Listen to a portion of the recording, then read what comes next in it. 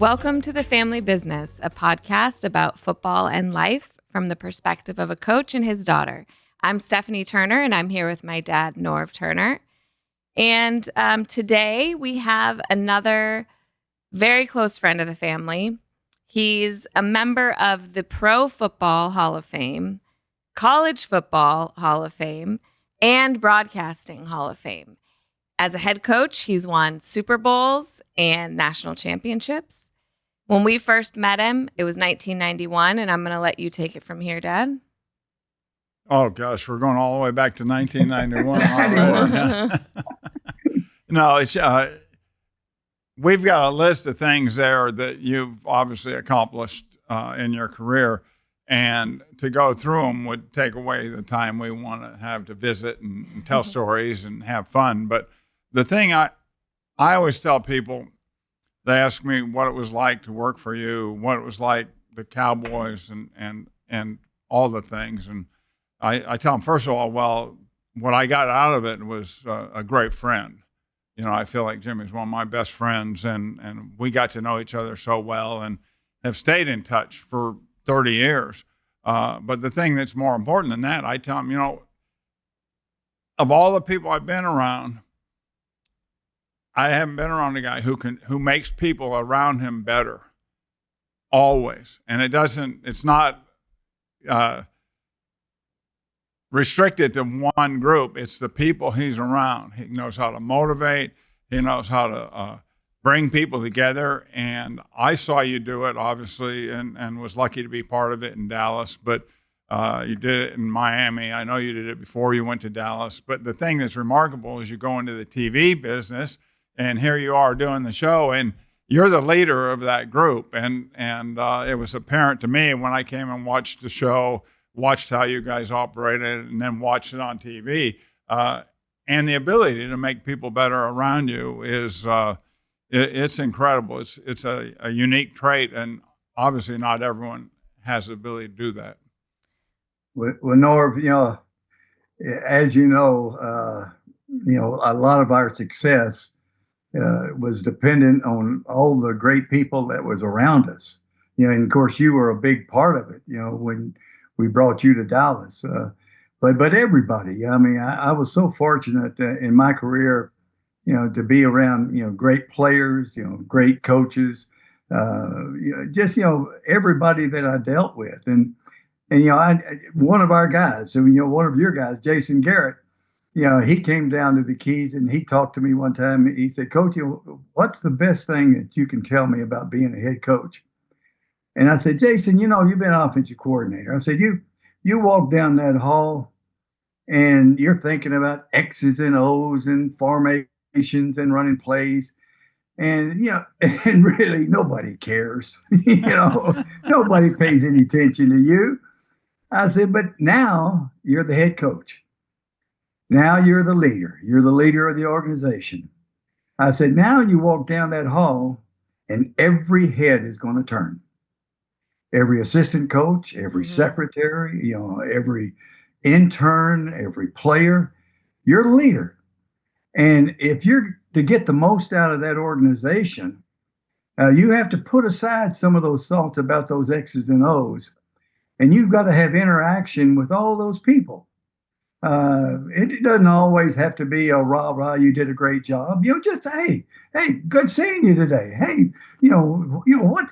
Wayne Huizinga one time took me to a soccer match. A hockey match. And, I don't care anything about hockey, but he walked in and one of the attendants at the organization said, hey, Mr. H, how are you doing? And Wayne looked at me and said, oh, great. How's your wife Betty doing? One of the attendants. And, it was just a little bit of a knack that he had to really interact with all the people. And I told Jason, I said, hey, you have some interaction with everybody in that organization. Have everybody on the same page. And that way, when you have some adversity, you have some setbacks, you don't have people saying, well, we should have done it this way. We should have done it that way. They'll say, hey, here's the way we do it. We're all together. But like I said, it's a long-winded answer, but I was so fortunate to be around great people. And the one thing I wanted to do is I wanted to bring out the best in them. Yeah. Well, he was supposed to give you an introduction and finish it, but he just started talking. So I'm just going to have to say today we have Coach Jimmy Johnson on the show. So that was our introduction, but we got right into talking. And Coach Johnson, you made me, just saying that, you made me think of, and I wanted to ask you both, because I direct TV and film, and I say, especially on TV, but I mean on anything, I think being a director is a lot like being a head coach. And because you have a crew on a set, and because you've worked in media and broadcasting, and on your show, I think it was like the executive producer. A lot of times in TV, the executive producers are the kind of like the ones who are running the show, but the boss, let's say, you have a crew, you have a lot of people. It's like a team, and everyone is looking to you, and you have heads of departments, and you have to say, kind of like your coordinators saying like, okay, you do this, you do that. But as a director, you're seen as the person that's supposed to have all the answers. It's supposed to run the thing. And I've noticed, just stepping into that role and then seeing other people do it, and it made me think of coaching too, that it's not easy being the boss, and not just because you're in charge, but because, like you said, everybody looks at you differently when you're the boss. Like, when you're someone on the staff or a member of the crew, you can buddy up with people and you can laugh and you can joke. And I think sometimes people are hesitant to do that when you're the boss. Do you think that's the case? Like that there's a different separation that you have? Yeah, Stephanie, I think you're exactly right. And all the decisions that you make, aren't going to be that popular. Right. As you know, when you were a very young girl, right. I was a different guy back then. Well, I mean, yes, and we can get into that. But I was like, for most of my life, I was terrified of Coach Johnson. Well, just like one of those tough decisions. Of course, the story's going around. Norv, remember we played at Washington, and we'd already made the playoffs, and we went out there, and the guys, they actually approached the game that way. We flopped around and just, played horrible, Mm-hmm. And I was just so mad. And so I got on the plane, and, the flight attendant starts to serve the food. And I said, no food. They don't deserve to eat. They didn't play well enough to eat. Sit down, and everybody sat down. Well, then, as I always walk through the back of the plane, win or lose. And of course, if we won, it was hooping and hollering and playing cards and having a good time. Well, that particular time, since I stopped the food, service, there wasn't a whole lot of smiles. One guy had a smile and said, I said, get that smile off your face. I said, I'll ask tomorrow. And so I got back to Dallas, and then Dave came in the next morning. And he said, Coach, he said, geez, he said, you were a little hard on them. And I said, Dave, listen, I don't care if they're pissed at me. I don't care if they're mad. I wanted to make a point that we're not going to go out there and play like that. I don't care if we've got the playoffs already made. We have an expectation to go out there and be at our best. Mm-hmm. And Troy tells the story, the Christmas party was just a day or two later, and 3/4 of the team didn't even go to the Christmas party. But we made a point. Yeah. That was the worst timing for a Christmas party. Yeah, that was the worst timing for a Christmas party ever. It was the Monday after that game, I think. It was not a joyous affair. And that's I screwed up the introduction, but the point I was going to make, and I had come from the Rams where there were a lot of bosses, and John Robinson held it together as good as you could. But he won of all different things. Wanted to draft guys. No, we're not taking him. We're doing this, and I'm you don't win that way. And we won a lot of games in spite of the situation. But when I got to Dallas, it was clear to everyone, despite the documentary that came out, there was one guy we answered to. There was one guy in charge. And it was so clear to me because I'd come from a totally different situation. And if it was about, selecting your team, who's getting cut, who's on the practice squad, draft day, where are we looking, what are we doing? You had your groups, and knew exactly what you wanted to do, practice schedules, just down to everything. There was one guy running it. So from a coaching standpoint, from a player standpoint, if you had an issue, there was one guy to talk to. It was you. Yeah. And if you, and most of the guys were like Steph, they were afraid to go talk to you. So you didn't have to worry about that. But it was very clear to everybody. And I look at the best organizations and not being inside of it, just seeing it from the outside. The teams that consistently win, that's the setup. The coach and maybe the general manager, those are the guys making the decisions, and those are the guys that consistently find a way. Philadelphia, Kansas City, obviously New England with Belichick. There's just too many examples. That's how you win. Yeah. Steph, I don't know if you've heard this story or not, but when I first went to Dallas, I had my crew that I brought with me from Miami, the same crew that was with me at Oklahoma State or at University of Pittsburgh, on and on. So I had my crew, and I'd met Norv earlier. I went and visited the Rams when Robinson was coaching there. And, of course, love what, the Rams were doing with, Ernie, Zampese, and you, Norv, and on and on. And so I was talking about who to hire after that first year. I knew I needed to change some things offensively. We weren't doing what I wanted offensively. And started interviewing people. And Dan Fouts called and said, hey, you got to hire Norv Turner. Ernie Zampese said, you got to hire Norv Turner, on and on.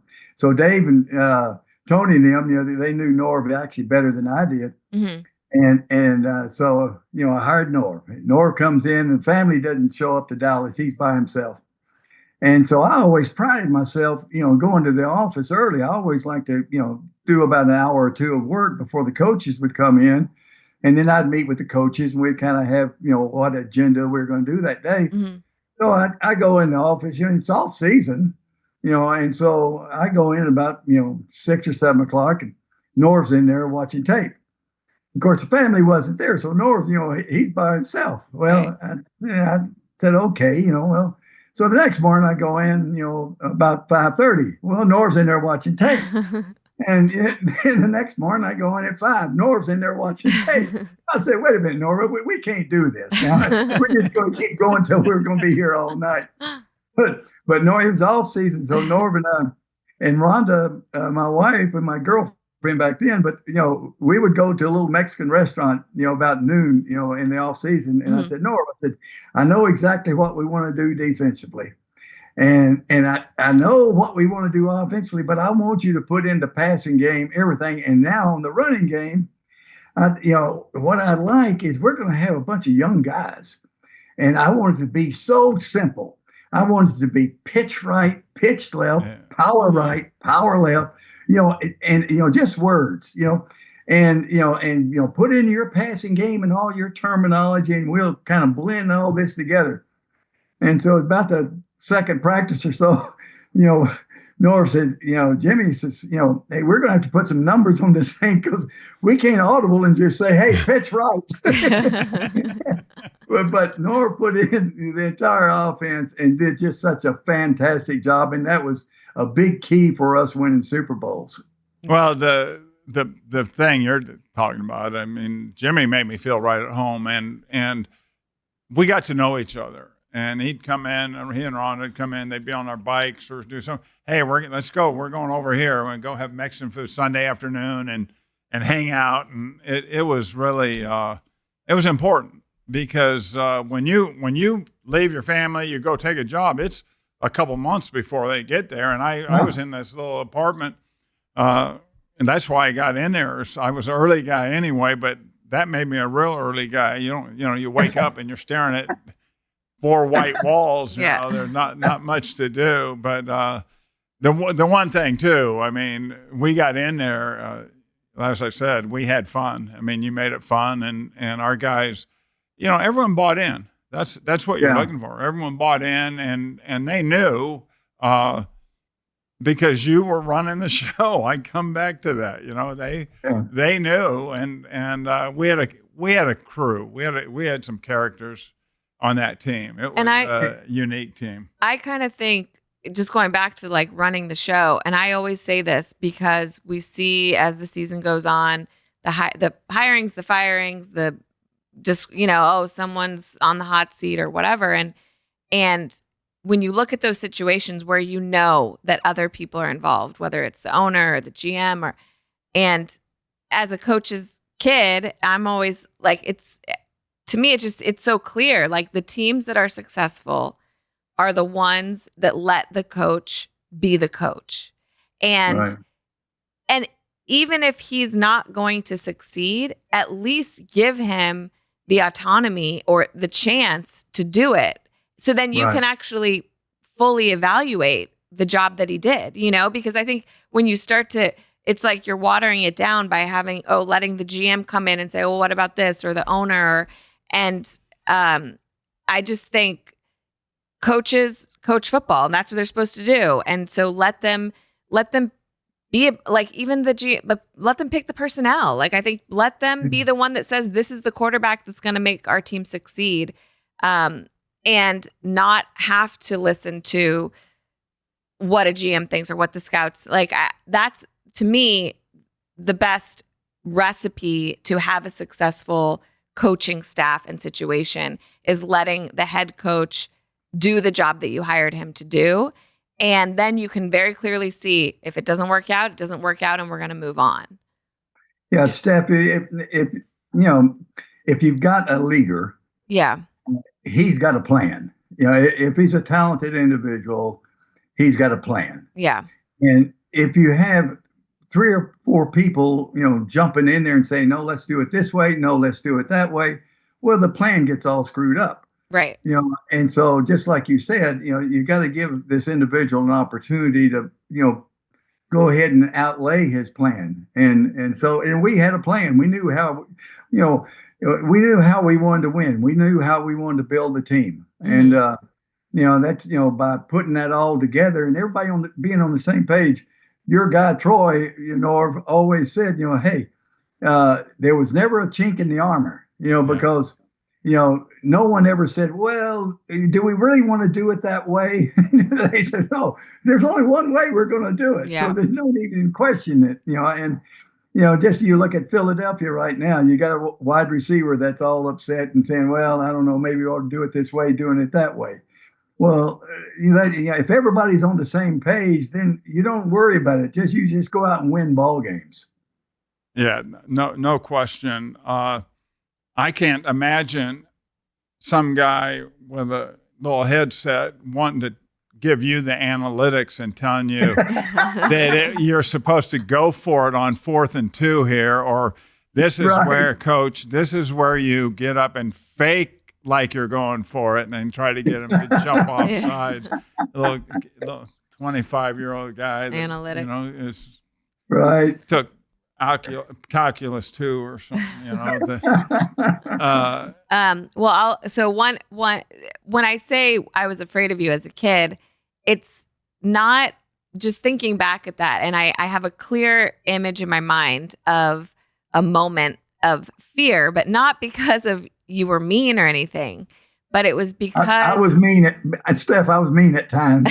Well, I would say not because you were mean to me or to the kids, but it was more because, and obviously I knew how much as a kid from the, you know, kid perspective, how much my dad respected you and loved you and, you know, loved working with you. But also I think it was just, I knew how important this was to my dad, how important it was to you. And I think, but the memory I have in my mind is, so for people who are listening that don't know, the families after a game, we wait for our dads or, you know, family members. So if you're the coach's kids or players' kids, there's a family waiting area, and you go down to that area and you wait for them to finish up, do press, change, shower, change out of the locker room.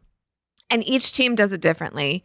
But usually teams will have food out and a waiting area so the kids, so people can eat and so the players can come out and eat. And Dallas did it really. Of all the teams we were part of, Dallas had a nice spread. They had nice, I remember, white tablecloths. They had a room. They had a food out, and the kids, all the us coaches' kids and players' kids, we would run around and we would be waiting. And it was after a game. We'd been sitting there for 3.5 hours. We would run around, and there was an area where we could run around. But in the corner, there was one table. And it had a white tablecloth, and it had a bucket of Heineken on the table on ice, and no one would go near that table because everyone knew not to go near that table. And as kids, we knew someone, I guess, told us at one point. I remember my mom said, "Don't talk to your dad until he's talked to Coach Johnson." And so after the games, we would all be playing and waiting, and we knew that our dad would come out, and as soon as you came out, you would sit at the table with the bucket of Heineken, and you and usually Dave Wanstead or maybe Tony or a couple other coaches would sit, and you guys would talk a little bit, and maybe, it would depend if it was a win or a loss or whatever.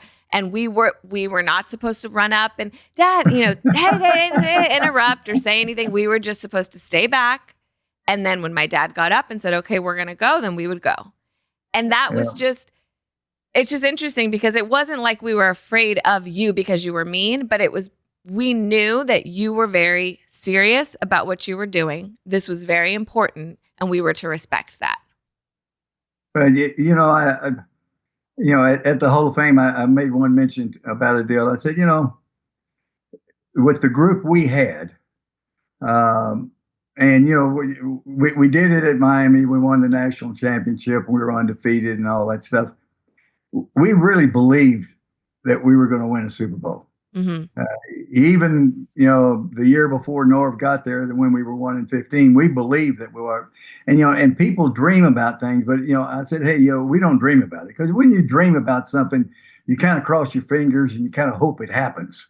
But we believed that it was going to happen. And when you believe something's going to happen, you kind of work to make sure it does happen. Mm-hmm. And that's kind of what everyone in our building, everybody had that thought. We were going to win a Super Bowl somehow, some way. We were going to keep working and we worked. I mean, Norv, we worked around the clock. Mm-hmm. But we got the job done because we really believed it was going to get done. And that filters right into those players. I think when everybody in the administration and the staff, had that kind of belief, that filters right down to one of those players.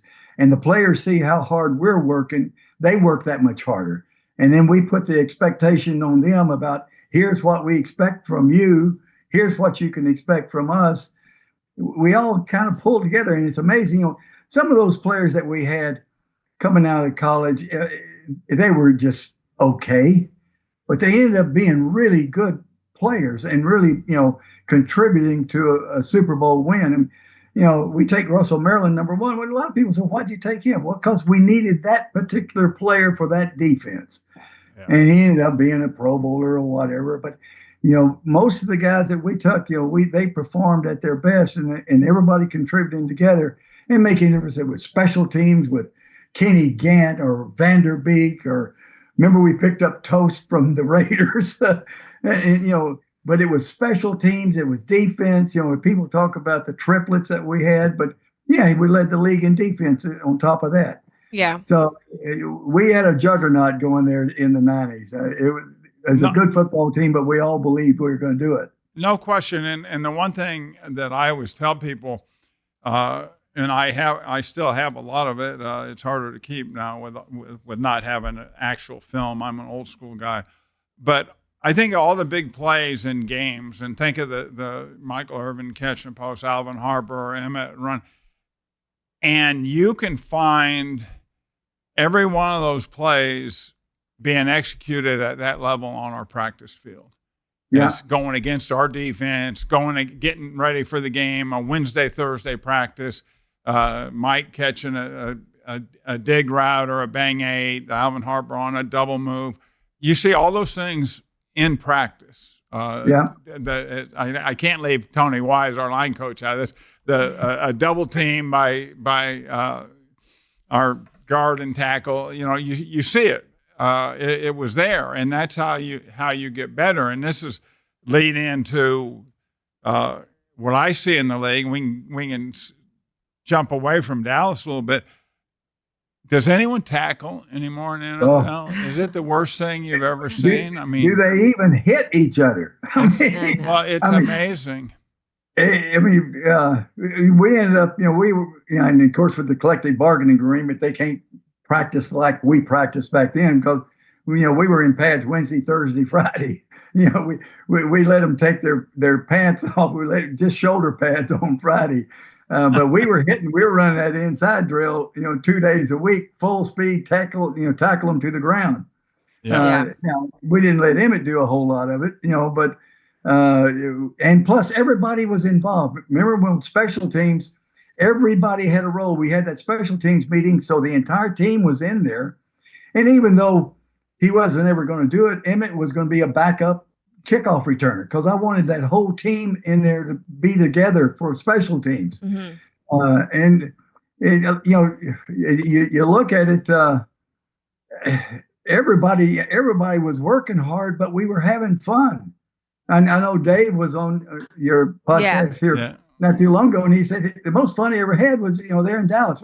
The guy was head coach with the Bears, he was head coach with Miami, but the most fun he ever had was in Dallas. We made it fun. We hung together. After our little walkthrough, was it on Thursdays when we would go to the Mexican restaurant? And all of us, the coaches and the wives would have Mexican food, have some beers, and laugh and cut up. So as hard as we were working, we were also having a lot of fun together. It's a strong bond. No question. It's just, I know the rules don't allow you to do it, but I just watch it. I said tackling. There's a lot of teams that have no interest in the running game, and you should be running the game because they aren't tackling at a high level. It's exactly what you said. It's the rules, but you got to find a way that day you have pads on. You got to find a way to emphasize those things and be creative with it. And then the thing that you talked about when you were talking about Jason, everyone's so enamored with all these different sets and spreading and attacking the defense and all this. I don't know that helps you get better in the areas we're talking about. One of the things John Robinson always used to talk about, and it's probably why we ran the ball in the fourth quarter as much as we did, he always said, and this is at USC and at the Rams, the best practice for the running game is in the fourth quarter when you're ahead and you can go run, get 8, 10, 12 full speed runs, full pads. You're not going against your own guys. They don't know what you're doing, and just go run the ball. And it carries over. It carries all the way over to the end of the season. In the season, you can't practice as hard, but you play somebody and get an extra 10 runs in the fourth quarter. It helps your guys mentally, physically, everything. It helps you get better and builds that toughness. I know this. I've been on a bunch of teams, and I know it probably the truth in Dallas. I've been on teams that had the fewest passes in the fourth quarter because you're beating someone pretty good, and you're not worried about throwing 2 more touchdown passes or throwing for another 100 yards. You're helping your team get better. You're making yourself a physical team, and I know that.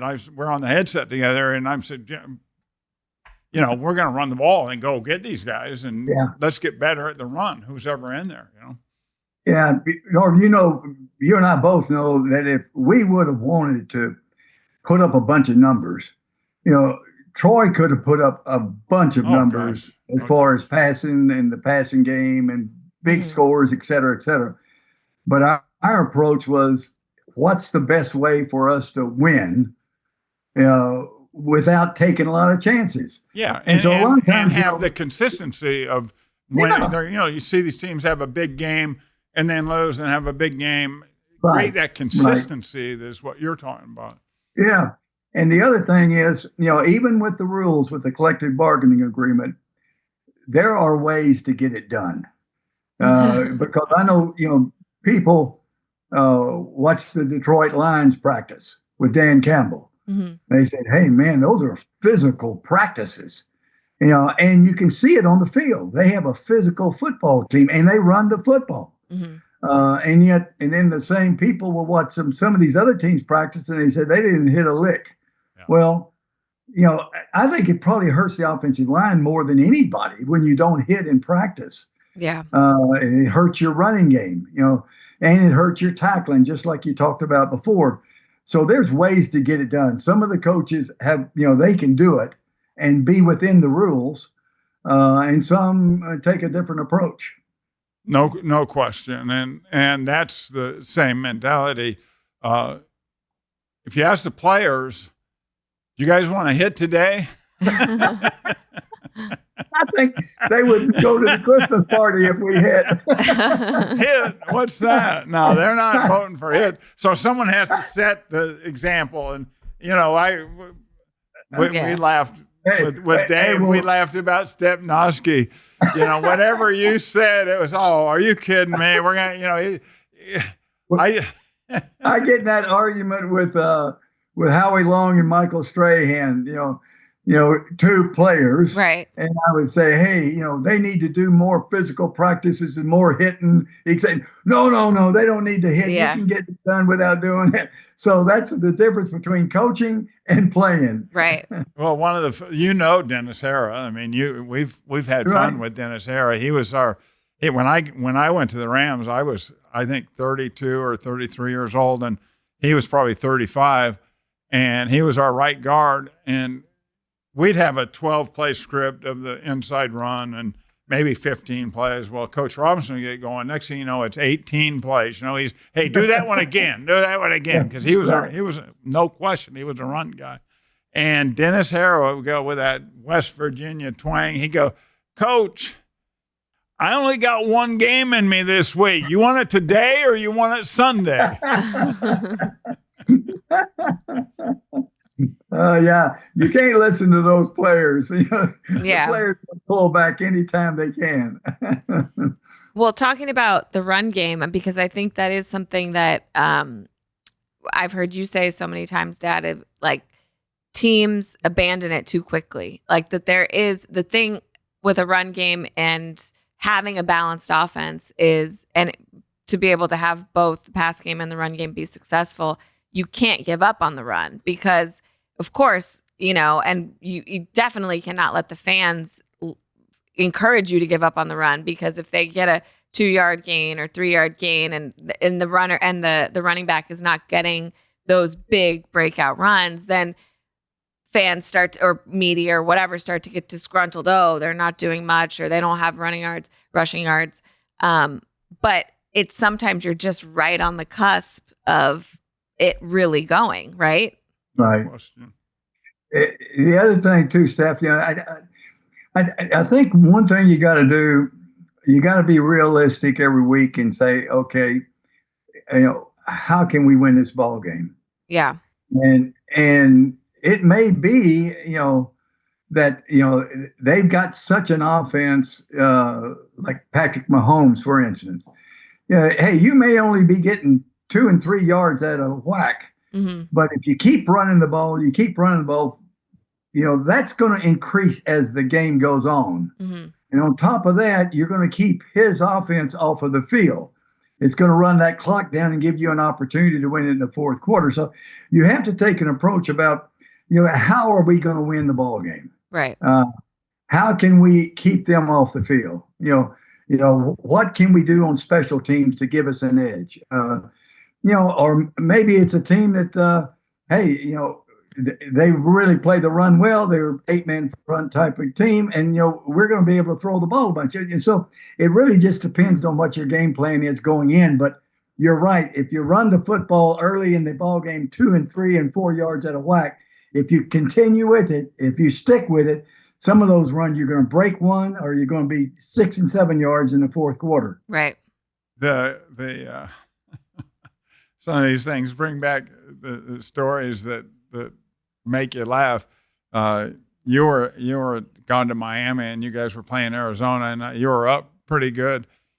And I talked to you the next day on the phone, and I think you turned it over 2 or 3 times, and they made it. They got back and made it close or something. But I know you told me, Norv, I went to the coordinator. I said, if we just punt on first down for the next 3 series, they can't beat us. Quit throwing interceptions. Right. Run the ball. Yeah. You're probably talking about the Penn State game in the Fiesta Bowl when we turned it over 7 times. They had 1 first down the second half. They only had 8 first downs the entire game, but beat us 14-10 for the national championship. If we'd have just run the football, been happy with our yard. We had Alonzo Highsmith and Melvin Bratton, had some great players. Really, they couldn't move the ball against us at all. Yet we turned it over 7 times, and we ended up getting beat. Yeah. The comment you made that every game is different, and that's where you getting in front of the team on Wednesday. I did it when I was head coach, but listening to you do it, guys. Here's what this team is good at. Here's where they're weak. Here's what we have to do to win this game. And one of the very specific lessons I learned, we were getting ready to play Washington, and Washington was undefeated. And Jimmy came in and talked to me, and he says, he goes, if we get the ball at the end of the half, 3 or 4 minutes left in the half, and we're kicking off to them to start the second half, because I don't care if we score. I don't want them to get the ball back, because this guy is the best at going piggyback, scoring on the last drive of the half, and then turning in 2 minutes, and then turning right around and scoring the first drive. And you all of a sudden you're in a close game, and they score twice in the half, beginning of the half. You're in trouble. He goes, I don't want them to get the ball back. And if we somehow we go down and score, great, but I don't want them to have the ball at the end of the game. And it wasn't, we weren't going to take a knee. We're playing, but the point being is, I don't want a 3 and out with 3.5 minutes left. 3 incompletes, punt, and let them have that time. And that was, I'd never heard that, and it just made so much sense. It's coaching the game, the team you're playing, and you knew Gibbs, you know what they want to do. They're in a division, and those type of things. And I watched some of these games, and the announcers, every game's the same. Well, first of all, I get to 2nd and 2. They should throw deep here. They should play action and throw deep. And then the other one is, you don't want to. Don't score too fast, or they need to go no huddle here. And I'm going, they don't want to go no huddle here because they don't want to do what we just said. They don't want to go no huddle and go 3 and out, and then next thing you know, and then give them a bunch of time, score and a lot of time. So just work the clock, work the field. Eat up the clock, and even if it costs you 4 points, even if you have to take the field goal rather than the touchdown, they don't get the ball back. One perfect example of this, and you'll remember this one, Norv. Philadelphia, they had beat up on us so bad the first couple of years because they had such a great defense. Remember Reggie White, Jerome Brown, all those great players for Philadelphia. They weren't very good on offense, but they were really just a great defensive team. And we kept looking, and they beat all these teams because they got takeaways, they got turnovers, they got sacks, they had all the negative plays against for the opponent's offense. So Troy was hurt, going into that ball game. And so I go into the team meeting on Wednesday. I said, let me tell you guys, here's how we're going to win the game. I said, first of all, I said, they've got great pass rushers. Now, Tony, our offensive line coach, Tony is going to get pissed off, but let me tell you, you offensive line, don't let them hit our quarterback. I don't care if you have to tackle them. I don't care if you have to slug them. I don't care what you do. Don't let them hit our quarterback. And Berline, let me tell you something. You're in there for Troy. Get rid of the football. Listen, I don't care how many you complete. Get rid of the football. You're not going to take a sack. You're not going to get a strip fumble. You're going to get rid of the football. I think that first half, he goes back. I think he was 1 for 8. There's no question. There's no question. The first pass he threw, he came out of his hand so quick. Michael turned the ball was there so fast he would have caught it normally. God, I got there fast. Kelvin Martin got a punt return, and we took the lead at the half. We ended up beating them, but we didn't let their defense beat us. Yeah. We were able to hang in there long enough to where we made a couple of plays. The second half, Michael makes a big catch, and we were able to beat up on them because we didn't let their defense dominate the game. But that's how you get a step. That's what we were talking about. Every game you go into, you got to say, how are we going to win it? Yeah. Where do we have an edge? Where are we a little bit short? What are we going to have to shore up? Who are we going to have to protect against? Who can we take advantage of?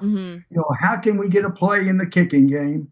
What can we do defensively to get a negative play for them? So you take that approach and then you sell your team on it to where they practice. We used to do this, like Wednesday, I would tell them, listen, we're going to run the fake punt. So you guys get ready for it. Yeah. And they knew if I told them on Wednesday we're going to run it, first of all, when we practiced it, you better get ready for it because that crazy son of a gun's going to call it, and then I said, if for some reason it doesn't work, I'm 95% sure it's going to work. But if for some reason it doesn't work, defense, you got to get out there and stop them. Don't be all upset about it. You get out there and stop them. And so you kind of have a plan and you practice that plan and you sell the players on it. So they go in there, they practice on Wednesday, Thursday, Friday. They get to believing, hey, this is exactly what's going to happen. And this is how we're going to win. No different than the Super Bowl. Hey, hang in there against Buffalo. They beat up on all these teams because they've got the no huddle offense, but they turn the ball over. We don't turn it over. We protect the football. And we're just going to hang in there until they turn it over. Then we're going to beat the hell out of them. I love a fake punt. I get so excited when somebody finally, it's a fake. It's a fake. The Raiders called one last season where there was a fake punt. Yeah. And, but what would you say is the perfect scenario to call a fake punt? Because they're pretty rare when they happen. Well, number one, when they don't expect it. Number two, you want to be, have a little bit of yardage there to where you don't want to be backed up too far. Right. But if you're too close, they're going to expect it. That's what I was going to say. That's what's hard is like the field position is what's going to determine if they expect it or not. So then it's so tricky because if you are in that position. Yeah. Well, Steph, here's how you protect yourself. The fullback, let's say the fake punt's going to be snap it to the fullback, and you've already told your lineman to protect and said, even if you get a holding penalty, that's fine because, we'll just back it up and we'll punt it. But don't let him come free and stop us on the fourth down. And then your fullback's going to look at the front and he's going to give a call. He's going to say, ready. So that tells everybody the fake. You've already told the special teams coach, on third down, if we go out there on fourth down, we're going to run the fake punt. So tell all your people. So everybody's on the same page. And then the fullback looks at the thing, and he says, okay, ready. Ready tells everybody it's on. Or he'd say, no, kill. We're going to punt it. Yeah. So we did that one time against Green Bay. And it might even been a playoff game. It was there in Dallas. And so we called the fake punt. And so Bill Bates was our fullback. And I looked at the front and I'm saying, no problem. He's going to call it off. Bill runs the fake punt and gets stuffed. He comes on. I said, Bill, did you see the front? You were supposed to call it off. He said, yeah, but coach, I thought I could make it. I said, oh, man. So sometimes it backfires. Yeah. Well, Jimmy is as good as there is at knowing when to go on fourth down. I go back and look at some of that stuff, but the fakes really gave us an advantage. And we're in Indianapolis, and we're like 3rd and goal on the 6 or something, 8-yard line, whatever. It's a perfect spot where I know he had talked about it. And I kind of, you get caught up, and it was incomplete, and I'm bitching about the incompletion or that we didn't score, and, well, okay, we're settling for 3. I wanted to get a touchdown here. And next thing, Jay Novacek was a holder. Next thing, Jay catches the ball, and he's up running into the end zone. I go, what the hell? In fact, Troy jumped onto me. We were on the sidelines, and it's 3rd down. We don't make it. So Troy comes off the sideline, and he says, why are you sending the field goal team in? We could have made it. We should have gone for it on 4th. Oh, he scored. Troy was all upset with me. Then he saw that Novacek ran it in there for a touchdown. we had one. This is one of my. We laughed so hard about it when I was in Washington. We were playing the New York Giants, and we had a really good fake field goal on, but you had to do it. They had a big overload. You had to do it from out pretty far, and it was like going to be a 45-yard field goal. And it was the first year you had the coach to quarterback headset, and Gus Frerotte was our holder and our quarterback, so that made it easy. And our special teams coach was right next to me, and then our running back coach, Bobby Jackson, was next to him. And I said, Gus, I didn't say anything to anybody else. I learned that from you. Don't be a lot of talk on the sideline. Someone sees it. Right. Yeah. So I said, Gus, alert the fake, whatever name we had for it. And I didn't. Pete Rodriguez, our special teams coach, he was right next to me, and then Bobby Jackson. And I didn't say anything to him. I didn't want anyone. Like I said, I learned it from you. And he snaps the ball to Gus, and Gus spins out of there. And the tight end was actually Scott Galbraith, who played a little bit for Dallas and then played for us in Washington. And Gus lobs it to him. It's a 45-yard touchdown. And we're in New York, so they're in shock, and our guys are all excited on the sideline. And Bobby Jackson goes, the most surprised guy in the stadium was our special teams coach, Pete Rodriguez. You didn't tell him. He's going, what's going on? Pete was all in the tank that he didn't know about it. I said, Pete, you designed it. You created it. It was perfect where we said we were going to run it.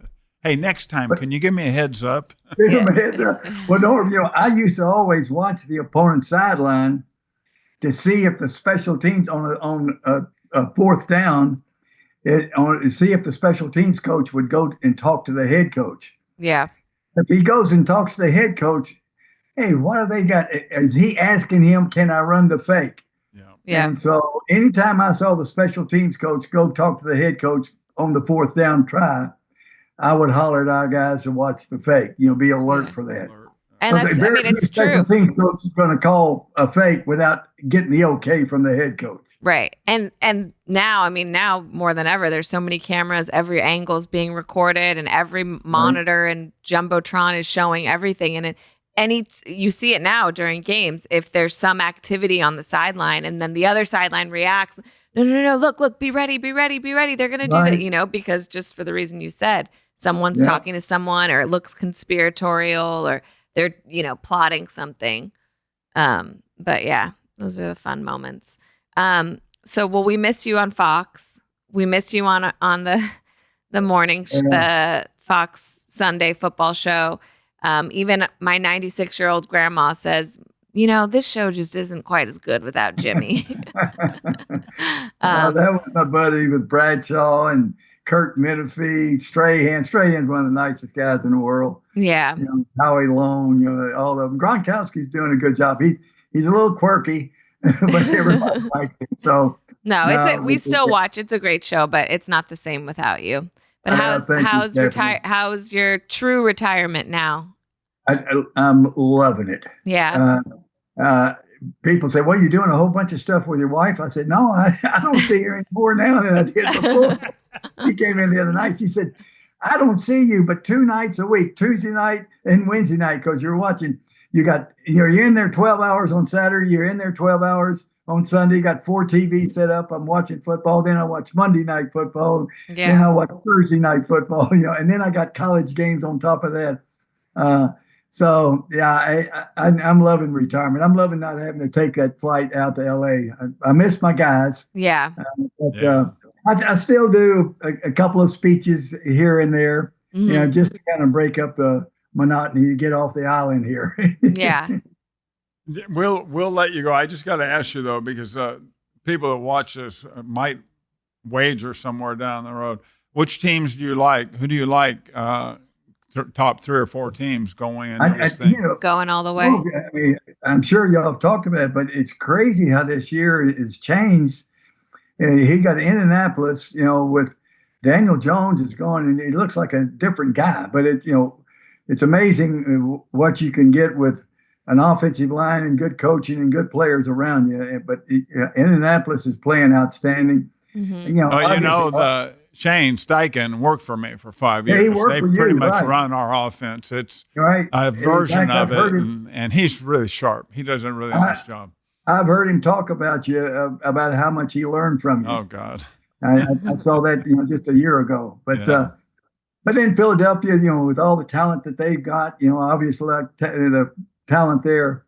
The Rams are playing good. Yeah, they are. Yeah, Sean McVay doing a great job. And Stafford, even at his age, he's having a great year.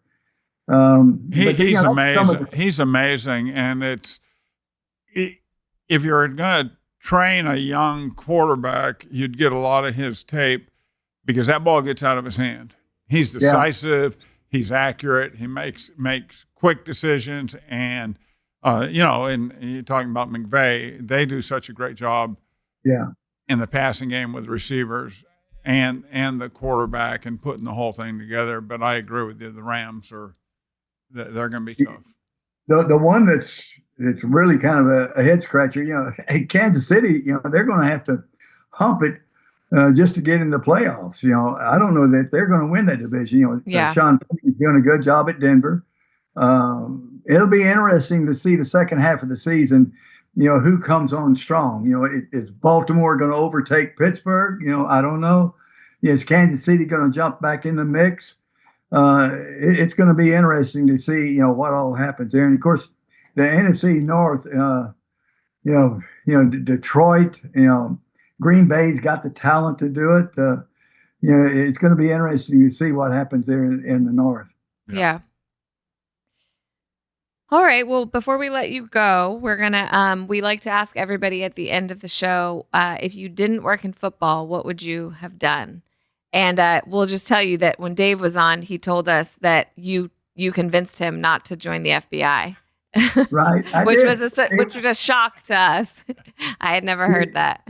Yeah, we got through playing racquetball and Dave, we were having a beer after playing racquetball, and he said, I think I may be going to the FBI. I said, Dave, I said, hang with me.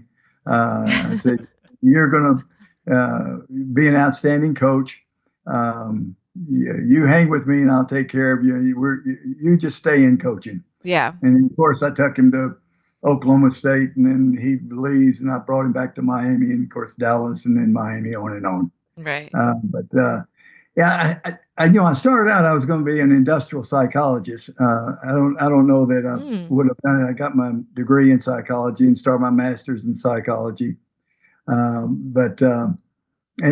might have gotten bored, like I do with a lot of things. I don't know what I would have really done. I was just happy that I went into coaching because I love the sport. I love working with people.